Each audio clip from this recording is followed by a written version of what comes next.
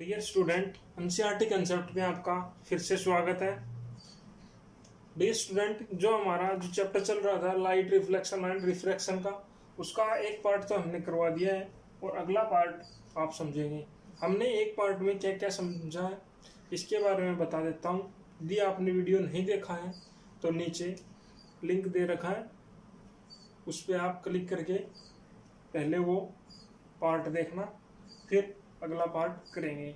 उस पार्ट में हमने बताया था भी लाइट क्या होती है और रिफ्लेक्शन क्या होता है और कॉनकेव मिरर क्या होते हैं और कॉन्वेक्स मिरर क्या होते हैं। आज पढ़ेंगे दोस्तों हम साइन कन्वेंशन पढ़ेंगे।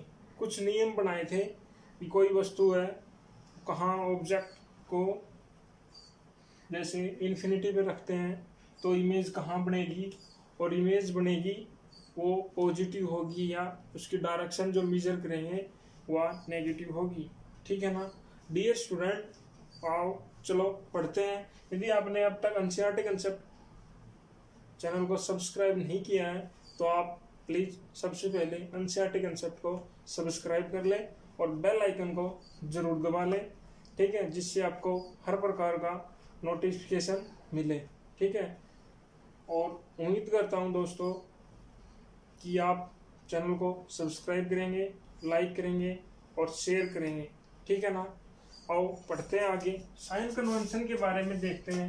स्फेरिकल मिरर की बात करते हैं। स्फेरिकल मिरर हमने पढ़ा था कि क्या होता है। स्फेरिकल मिरर बताया था मैंने कि जो रिफ्लेक्टिंग सरफेस टुवार्ड हो, ठीक है ना, वो स्फेरिकल मिरर होता है। स्फेरिकल मिरर टू टाइप का होता है, एक दुहरा देते हैं, कॉनकेव और कॉन्वेक्स मिरर। अब यहाँ से हम मिरर फॉर्मूला निकालेंगे और क्या निकालेंगे, और कुछ साइन कन्वेंशन जो रूल है, ये प्रॉपर्टी है रिफ्लेक्शन की, ये पढ़ेंगे। ठीक है ना डियर स्टूडेंट, जिससे हमें आगे न्यूमेरिकल करने में दिक्कत ना आए। स्टार्ट करते हैं डियर स्टूडेंट। देखिएगा, ये हमने बताया था कि एम और एन है जो एक मिरर है। ठीक है ना, कौन सा मिरर है, कॉनकेव मिरर है। ठीक है, अब बात कर लेते हैं। यहाँ पर हम वस्तु को रखते थे, उसकी हाइट को मेजर करते थे। उसकी जो हाइट है, मान लीजिए उसकी हाइट h है, ठीक है ना, h है, ठीक है, हाइट को h से डिनोट करते हैं। तो जितनी भी हाइट होगी ऊपर वाली साइड में वो हमेशा पॉजिटिव होगी। सबसे पहली ये बात है। दूसरी बात क्या है, और जहां पर हमारा इमेज का जो प्रतिबिंब बनेगा, ठीक है, जो इमेज बनेगी उसकी जो हाइट है, ठीक है, वो भी क्या होगी, हाइट डाउनवर्ड क्या होगी, नेगेटिव होगी। डियर स्टूडेंट, अगला जो कंसेप्ट है ये है कि इधर जो पोल से इस साइड वाली जितनी भी है डायरेक्शन किसकी, इंसिडेंट लाइट की, वो हमेशा नेगेटिव होगी। ठीक है, अगली बात क्या है, अगली बात ये है डियर स्टूडेंट कि जो पोल से इधर वाली जितने भी डिस्टेंस है वो क्या होगी, पॉजिटिव होगी। ठीक है, ये साइन कन्वेंशन है।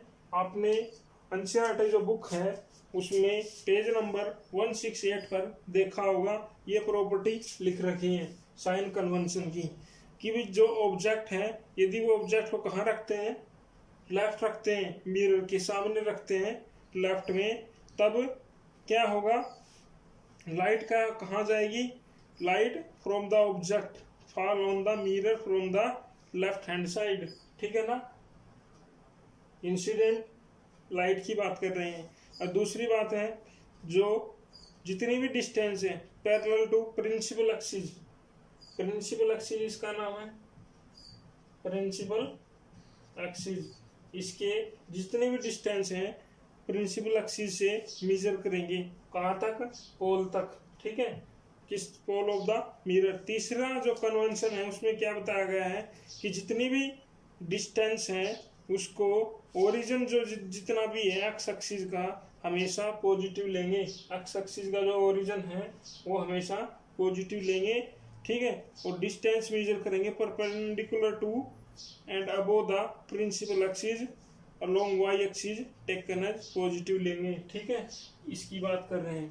ठीक है, और बात कर लेते हैं अब आगे मिरर फॉर्मूला की एंड उसका मैग्निफिकेशन की।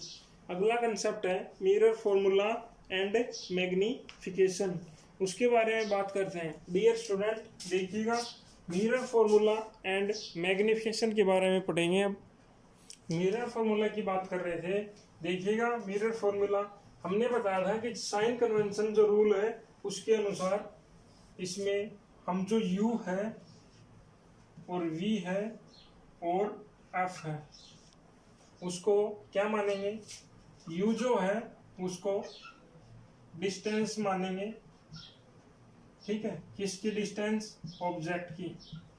भी हमने वस्तु को कहाँ रखा है, कहाँ से मानेंगे, पोल से मानेंगे। उसमें बताया था साइन कन्वेंशन में कि हम जितनी भी डिस्टेंस मेजर करेंगे वो पोल से करेंगे प्रिंसिपल एक्सिस के पैरेलल में, ये बताया गया था। तो उसी के अनुसार हमने ये डिस्टेंस हमने u माना है, जिसको हम ऑब्जेक्ट डिस्टेंस बोलते हैं, ऑब्जेक्ट डिस्टेंस बोलते हैं। डियर स्टूडेंट ये u जो है हमारी ऑब्जेक्ट है, ठीक है, ऑब्जेक्ट की दूरी हमने मान लिया। ऐसे ही v जो है इमेज की डिस्टेंस है। ये हमारी इमेज इधर बन रही है तो यहाँ से लेकर के यहाँ तक जो हमारी इमेज बनी है उसकी डिस्टेंस v है, ठीक है। अब बात कर लेते हैं फोकल लेंथ की। फोकल लेंथ को आपसे डिनोट करते हैं और ये कहाँ से कहाँ तक होती है, यहाँ से लेकर के और यहाँ तक फोकल लेंथ होती है, पोल से लेकर के प्रिंसिपल एक्सिस के पैरेलल में, इसको क्या कहते हैं, फोकल लेंथ। और जो मिरर, इन तीनों का रिलेशनशिप भी मिरर फॉर्मूला कहलाता है। इन तीनों का रिलेशनशिप मिरर फॉर्मूला कहलाता है, उसको ऐसे डिनोट करते हैं। डियर स्टूडेंट ये जो है ये मिरर फॉर्मूला है। आप देख रहे हैं स्क्रीन पे कि मिरर फॉर्मूला आपका 1/u प्लस 1/v इक्वल है 1/f, ठीक है ना। हम इसको ऐसे भी रख सकते हैं 1/v plus 1/u equal 1/f, ठीक है ना। आगे देखिए डियर स्टूडेंट, इससे आगे हम क्या निकालेंगे, ये तो हमने मिरर फॉर्मूला निकाला। एग्जाम में जो 10th क्लास में मिरर फॉर्मूला डिफाइन नहीं किया जाता है, ठीक है ना, इसलिए हम इसको डिफाइन नहीं कर सकते, ठीक है। ये +2 में तो डिफाइन अच्छी तरह से किया गया है और एग्जाम में भी आता है, इसलिए आपके ये ही आएगा और इससे रिलेटेड एक न्यूमेरिकल आएगा जो नेक्स्ट वीडियो में कराएंगे, ठीक है ना। उसमें क्या आएगा न्यूमेरिकल में, u की वैल्यू दे देगा आपको और v की दे देगा और f की पूछ लेगा, या v की और f की दे देगा, u की पूछ लेगा। डियर स्टूडेंट इसके बाद हम अगला नेक्स्ट टॉपिक पढ़ेंगे मैग्निफिकेशन के बारे में। मैग्निफिकेशन होता क्या है, देखिएगा मैग्निफिकेशन जो है वो क्या होता है। Magnification height of the distance किसकी, देखते हैं पहले मैग्निफिकेशन होता क्या। बात करते हैं मैग्निफिकेशन की। देखिए डियर स्टूडेंट मैग्निफिकेशन की बात करते हैं तो मैग्निफिकेशन को हम m से डिनोट करते हैं, ठीक है ना। होता क्या magnification, height of the object, height of the object किसका रेशो होता है, हाइट ऑफ द ऑब्जेक्ट का और हाइट ऑफ द इमेज का, ठीक है ना। हाइट ऑफ द ऑब्जेक्ट और height of the image, height of the image. New convention में पढ़ा था कि हाइट ऑफ द इमेज है उसको हम स्मॉल h डैश में डिनोट करते हैं और इसको h में, ठीक है ना। आगे देखिएगा इसकी बात करते हैं, हम इक्वल है h डैश अपॉन h।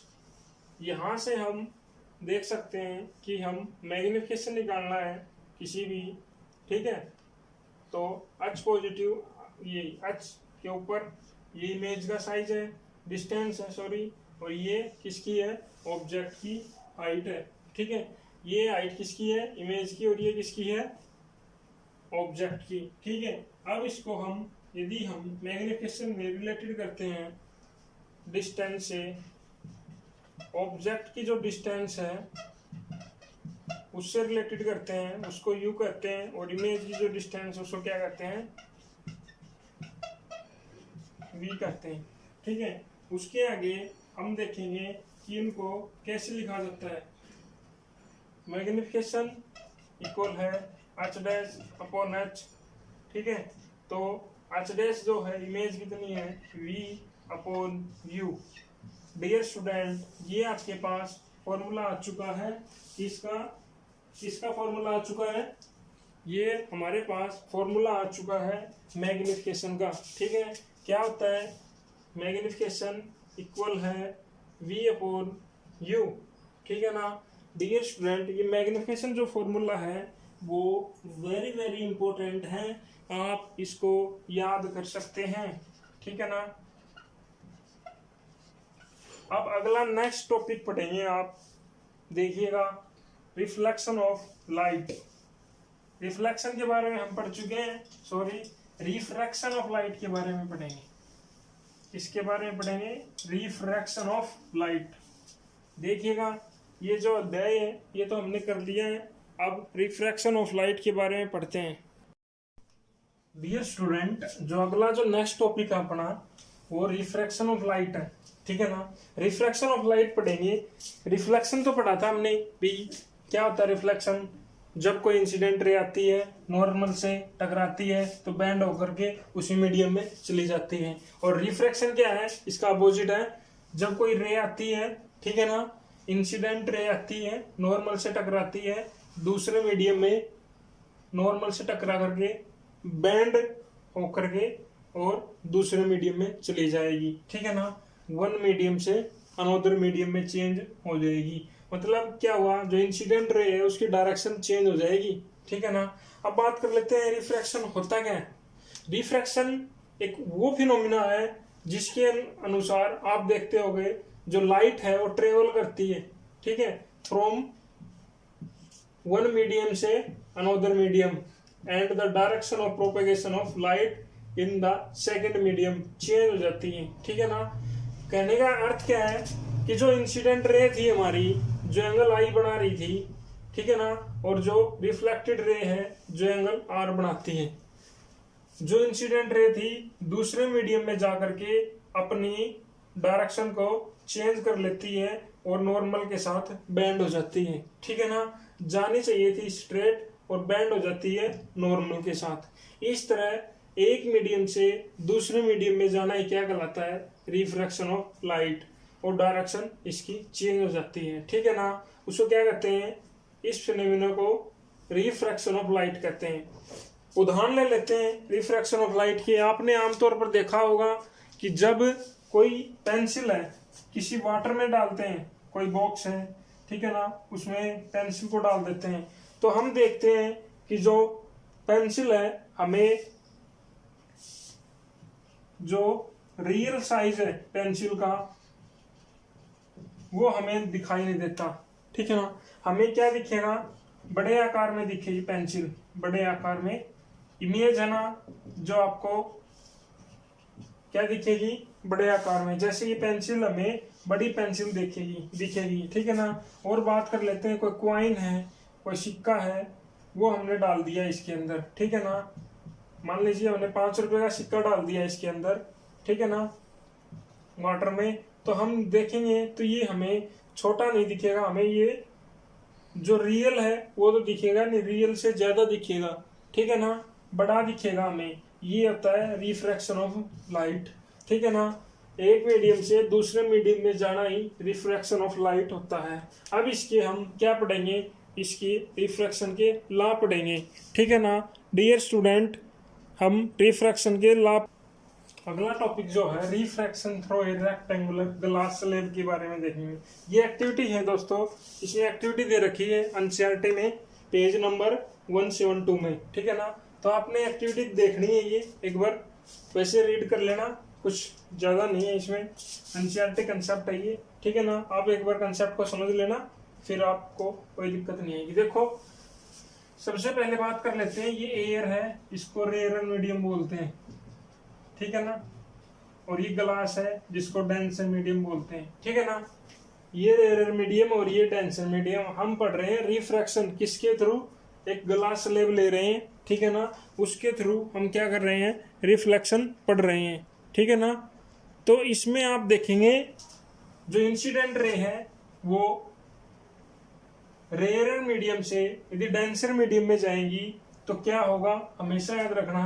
बोले तो एयर से ग्लास मीडियम में जाएगी तो हमेशा रे है ना टुवार्ड हो जाएगी, बैंड हो जाएगी नॉर्मल से। कहाँ हो जाएगी, नॉर्मल से टुवार्ड्स हो जाएगी, ठीक है ना। सीधी सी बात है, ये नॉर्मल है देखो, ठीक है, ये नॉर्मल है और ये नॉर्मल की तरफ बैंड हो गई या नहीं होगी। होना क्या था, सीधी जानी थी, स्ट्रेट जानी थी, बट स्ट्रेट नहीं गई, ठीक है ना। कौन से मीडियम की बात कर रहे हैं, रेयर मीडियम से लेकर के डेंसर मीडियम में। बोले तो एयर से ग्लास में जाएगी तो क्या कंडीशन है इंसिडेंट रे की, कंडीशन ये है कि रेयर से डेंसर में जाएगी तो जो इंसिडेंट लाइट है, जो रे है, वो बेंट हो जाएगी, कहाँ, नॉर्मल की तरफ, सीधी न जा करके, ठीक है। दूसरी बात क्या है, अब बात कर लेते हैं, ये डेंसर मीडियम है डियर स्टूडेंट, ये डेंसर मीडियम है, यहाँ पर बाहर क्या है, एयर मीडियम है, ठीक है। एयर बोले तो रेयर मीडियम। अब उल्टा है, डेंसर से, अब यहाँ से देखो, डेंसर से रेयर में जाएगी, ठीक है ना। तो देखो ये नॉर्मल है और ये हमारी रे है, ठीक है। यहाँ पर एंगल बनाती है इंसिडेंट एंगल आई और यहाँ पर इंसिडेंट ये रिफ्लेक्टेड होकर के R1, ठीक है ना। ये नॉर्मल है, ये नॉर्मल से दूर हो जाएगी रे, कहाँ हो जाएगी, दूर हो जाएगी, कहाँ पर, डेंसर से लेकर के, डेंसर मीडियम से रेयर मीडियम में जाएगी। देखो light travel from denser to rare medium away from the normal, दूर हो जाएगी किससे, नॉर्मल से। ये रेक्टेंगुलर ग्लास स्लैब है, ये एक्टिविटी है दोस्तों। आपको यही समझना था कि लाइट ट्रेवल करती है रेयर मीडियम से डेंसर मीडियम में जाएगी तो हमेशा क्या होगा, रे है टुवार्ड हो जाएगी, कहाँ तरफ, नॉर्मल की तरफ। बात करते हैं दूसरे मीडियम की, ठीक है, इसमें क्या होगा, अवे हो जाएगी, ठीक है। और दोस्तों एक और है इसमें, जो द रिफ्लेक्शन ऑफ लाइट है, वो रिफ्रैक्शन होता है किसकी वजह से, चेंज हो जाती है इसमें स्पीड ऑफ लाइट जब एक मीडियम से दूसरे मीडियम में जाते हैं। यहाँ से दूसरे मीडियम में जाती है तो लाइट क्या हो जाती है, स्पीड जो है वो चेंज हो जाती है। क्या चेंज हो जाती है, स्पीड। ये जो टॉपिक है, ठीक है, ये आपको अच्छी तरह समझ में आ गया होगा। आप पढ़ेंगे दोस्तों रिफ्रैक्शन ऑफ लाइट, उसके 2 लॉ है, उनके बारे में अब तक पढ़ा था हमने, लॉ ऑफ रिफ्लेक्शन। अब पढ़ेंगे रिफ्रैक्शन के, हाँ अब तक हमने रिफ्रैक्शन के बारे में पढ़ा था, रिफ्रैक्शन क्या है, और रेक्टेंगुलर जो ग्लास स्लैब है उसके द्वारा हमने रिफ्रैक्शन देखा था। अब पढ़ेंगे लॉ ऑफ रिफ्रैक्शन। देखो डियर स्टूडेंट, बात करते हैं लॉ ऑफ रिफ्रैक्शन की। इसमें क्या होता है, जो इंसिडेंट रे होती है ये वाली, और रिफ्लेक्टेड रे जो इसकी बात करते हैं, और नॉर्मल जो नॉर्मल होता है, इंटरफेस ऑफ 2 ट्रांसपेरेंट मीडियम, एक मीडियम से दूसरे मीडियम की बात करते हैं। At the point of incidence all lie in the same plane, क्या करेंगे, एक ही प्लेन में लाई करेंगे, ठीक है ना। वही बात है जो हमने रिफ्लेक्शन में पढ़ी थी।